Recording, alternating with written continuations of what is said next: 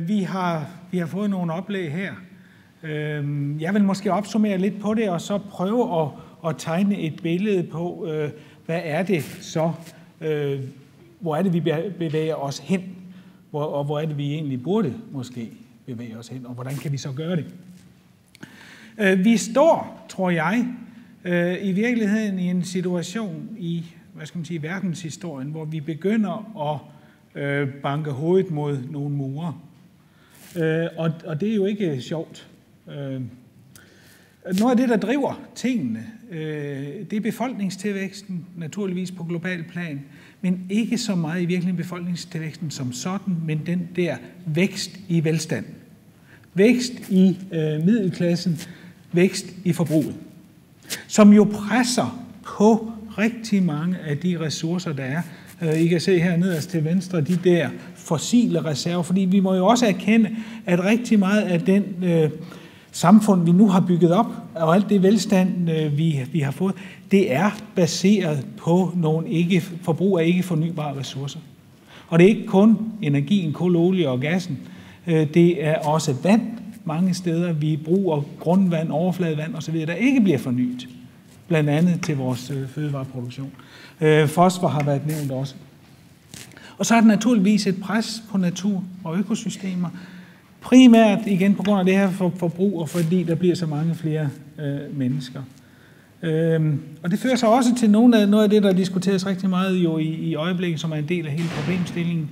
Klimaændringerne, som vi jo slet ikke har set endnu, og som efter min vurdering jo er i virkeligheden den væsentligste udfordring, vi har, fordi det er for første gang et miljøproblem, vi skal løse, før konsekvenserne er der. Og er vi overhovedet parat til at gøre det? Alt det her hænger sammen.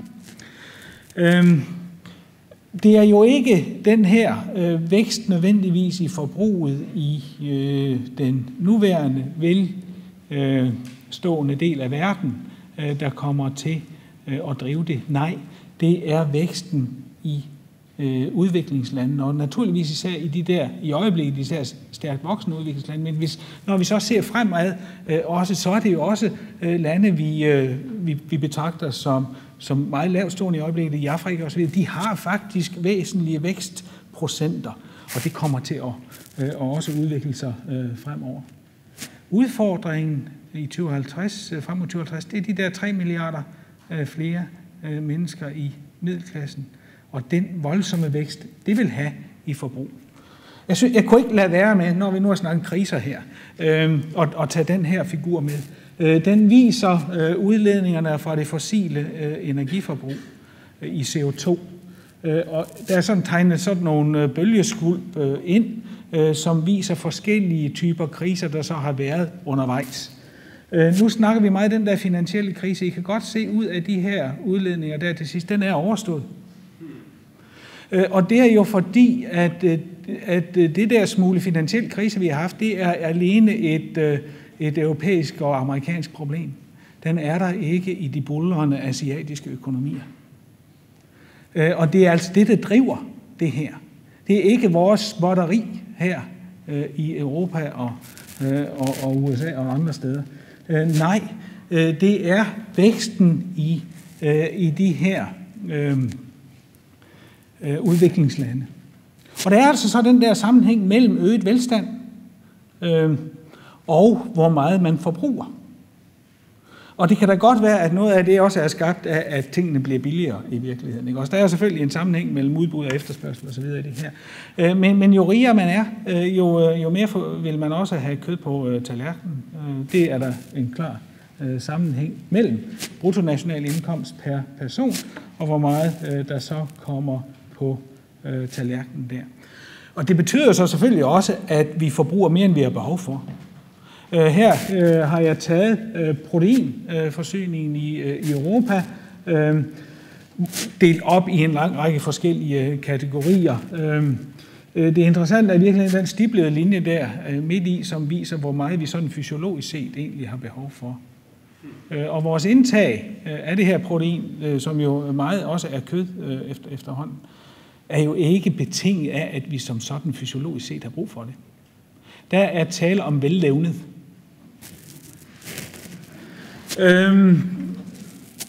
Og problemstillingen i det her er jo så også, at det der vellevnede jo har de der konsekvenser for, hvor meget areal skal vi så bruge til det. Og der er så forskel på, om vi så baserer os på noget vegetabilsk produktion. Et kilo hvede er altså baseret på dansk produktion. Har vi forsøgt at lave de her tal, og de tal er også i redegørelsen fra det etiske råd her. Cirka 1,5 kvadratmeter til et kilo hvede. Hvis det er et kilo svinekød, så er vi oppe i 8. Og hvis vi er oppe i oksekød, hvis man skal flotte sig en søndag, så koster det til sådan en familie 24 kvadratmeter. Og det er jo noget, der river, kan man sige, og i hvor meget jord, der så skal bruges, hvis vi alle sammen skal det her. Tilsvarende er det jo med det gode liv, og det her er så opgjort i forhold til det der Human Development Index, som UNDP har udviklet. Der er tilsyneladende en klar sammenhæng også mellem det gode liv og hvor meget energi vi forbruger. Fordi jo naturligvis rigtig meget af det der aktiviteter og sådan noget, vi forbinder med i øjeblikket det gode liv, er knyttet til, at vi har forskellige former for aktiviteter, der betinger det, både med vores huse og transport og hvad ved jeg. Og hvis ikke vi skal bruge fossil energi til det der, så skal det jo gøres på en eller anden måde. Og noget af det, man jo så har sagt, okay, vi kan tage nogle biobrændstoffer og så videre ind. Her har IFPRI regnet på, hvordan kunne det betyde på nogle af de der første generations biobrændstoffer. Og man skulle jo tro, når det er første generation, så bliver det nok overtaget af noget andet på et tidspunkt. Det har de faktisk også regnet med her, at vi får noget anden generation og noget andet ind. Men det kommer jo ikke nødvendigvis til at betyde, at de der første generations rykker ud, medmindre man gør noget jo simpelthen, fordi efterspørgslen vil være der. Igen betinget af, at vi er ved at løbe lidt tør for de der fossile kilder, og fordi efterspørgslen på grund af de buldrende asiatiske og latinamerikanske økonomier er så stor. Så vi har nogle voldsomme udfordringer for landbruget, og som også for samfundet i det hele taget. Det handler jo ikke kun om fødevarer, selvom det nok er det primære, men jo også om råvarer til alt den øvrige del af samfundet. Og jo nok især, nu snakker vi biobrændstoffer, det tror jeg bliver virkelig kritisk, fordi betalingsvilligheden, kan man sige, til den der middelklasse og deres transport er meget, meget stor. Og selvfølgelig er den nok første omgang til fødevarerne, men den er der også på alt det andet. Og samtidig så har vi de der begrænsninger i ressourcer, som også har været illustreret af de øvrige indlæg, vi har haft her. Jord, vand, næringsstoffer, som jo selvfølgelig tilsiger, at vi skal se på bæredygtigheden i det alt sammen. Samtidig skal vi jo huske, at alt andet i fremtiden er ikke lige. Vi står over for de her klimaændringer, som kommer til også mange steder i verden at presse på den ressource, vi har som grundlag for produktion. Ikke måske så alvorligt i Danmark, men der er rigtig mange steder i verden, hvor det bliver ganske alvorligt. Ja, har vi så nogle løsninger på det? Markedet har været nævnt. Altså det frie og uregulerede marked, det er kendetegnet af, at de, der har betalingsvilligheden, de, der kommer først til mølle, det er dem, der får malet, og fanden tager det sidste. Så en eller anden form for regulering må naturligvis ind over, hvis det er markedet. Og det kan gøres på mange måder, naturligvis. Det kræver politisk villighed til den regulering. Og ofte vil det jo kræve en regulering, der ikke kun er nationalt baseret, men også omfatter al den handel, der måtte være med det, fordi vi lever jo i en globaliseret verden. Så udover afgifter kunne man jo tænke sig i standarder for bæredygtighed, og der er jeg fuldstændig enig med Ty, at det kan man jo kun meningsfyldt gøre, hvis man er enig om, hvordan man regner de der standarder ud. Og den enighed er der ikke, og det er fuldstændig korrekt, det haster voldsomt med det. Det er også ufatteligt svært Og selv inden for forskningsverdenen er man meget uenighed om, hvordan man for eksempel regner sådan noget som indirect land use change ud overhovedet. Så er der teknologierne, der har også været nævnt. Og der findes jo det. Altså noget af det allervigtigste, kan man sige, hvis man nu skulle nævne det der med biobrændstofferne, ikke? Altså det allerbilligste vil jo være at undgå at bruge dem. Hvis vi nu kunne køre dobbelt så langt på literen i bilerne, så havde vi jo slet ikke behøvet alt det der iblanding i virkeligheden. Vi kunne. Og hvorfor gør vi så ikke det? Ja, noget af det går jo i virkeligheden også tilbage til de politiske vilje til overhovedet at agere på det der område. Vi skal minimere spild, og det er der rigtig mange steder i samfundet. Det gælder også fødevareforsyningen, ikke kun i primær, men lige så meget i forbruget omkring at håndtere det her. Vi skal bedre udnytte affald, det er også været nævnt mange gange. Og så var Miki inde på det der med mådehold, moral, ansvarlighed, modvækst. Det er jo en meget svær ting, tror jeg, at have med at gøre, som involverer rigtig meget. Ændringer af forbrugsvaner. I virkeligheden tror jeg, vi måske skal tænke i kvalitet, kan man sige, i vores forbrug. Hvor det ikke er mængden af varer, vi nu har. Hvor det måske heller ikke gør så meget, at der er en ny iPhone. hvis det i øvrigt så er sådan, at den der gamle bliver recyclet på en eller anden måde, og at vi ikke forbruger umådeligt af forskellige varer. Vi skal have en bevidsthed omkring, hvor stort aftrykket er på både miljø, klima, ressourcer og lignende.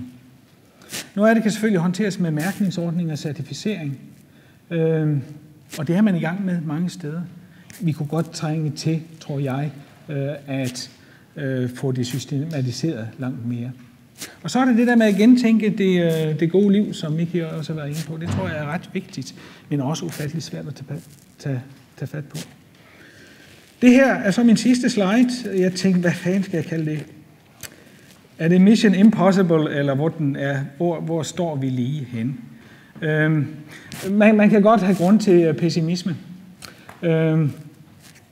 Især efter sådan noget finanskrise med umådeholden grådighed. Er det i menneskets natur i virkeligheden at være sådan, eller er det noget, som er betinget af det samfund, vi har fået lavet? Fordi når vi nu står i nogle af de her situationer, så er noget jo altså bundet i det der umådeholdende evne til forbrug. De der globalt bindende aftaler på klima og mange andre områder ser jo ikke ud til at blive til noget. I hvert fald kun til ord fortsat. Så der er rigtig god grund til pessimisme. Og så er det også, som har været nævnt her, at når man i vores nuværende samfund forsøger at prioritere fremtiden, så prioriterer vi den faktisk meget, meget lavt i de der cost-benefit-beregninger, der bliver lavet. Hvis man skal have lavet om på noget af det her, så er vi nødt til at gribe noget af det her an på en anden måde. Der er også elementer, man kunne snakke om optimisme her. Mennesket er grundlæggende opfindsomt. Hvis vi står over for nogle problemstillinger, jamen, så kan vi altså finde på nogle løsninger. Spørgsmålet er jo bare, om vi tager dem i brug. Og det synes jeg også har været illustreret her, at mange af løsningerne jo i virkeligheden er her. Og der også på mange af dem er rigtig god økonomi i faktisk at tage dem i brug. Og hvorfor gør vi det så ikke? Ja, det er jo basalt set, fordi vi er lidt dumstædige, når det kommer til stykket. Og så er vi også dybt konservative i mange situationer, tror jeg. Der er steder rundt omkring, hvor man på det lokale plan har taget noget af det her i brug og vist vejen. Og så tror jeg, at noget af det der på et lidt større plan, den der vision om det biobaserede samfund, hvor man kan få rigtig meget til at hænge sammen, jo i virkeligheden også tegner til at kunne være lidt optimistisk. Vi skal tænke positivt, fordi hvis vi ikke tænker positivt, hvis vi bare tror, at okay, det her nok bliver fuldstændig umuligt at have med at gøre, og de andre opfører sig jo også tåbeligt, så kan jeg også opføre mig tåbeligt. Så når vi jo ingen vegne. Så vi må have fokus på det her med det bæredygtige og tage det alvorligt. Og så skal vi jo nok ind i, også vi kommer ikke udenom, også at forsøge at gentænke, hvad er egentlig et godt liv? Som også indebærer det her med en ansvarlighed, og også være rollemodeller for andre. Og der kunne jeg måske godt tænke mig, at man kunne erstatte noget af det der Big Brother-udsendelse, eller hvad man nu ellers har i fjernsynet, med en anden type rollemodeller. Om man så får medierne med på det ved jeg ikke. Der skal nok i hvert fald være en eller anden form for underholdningsværdi i det.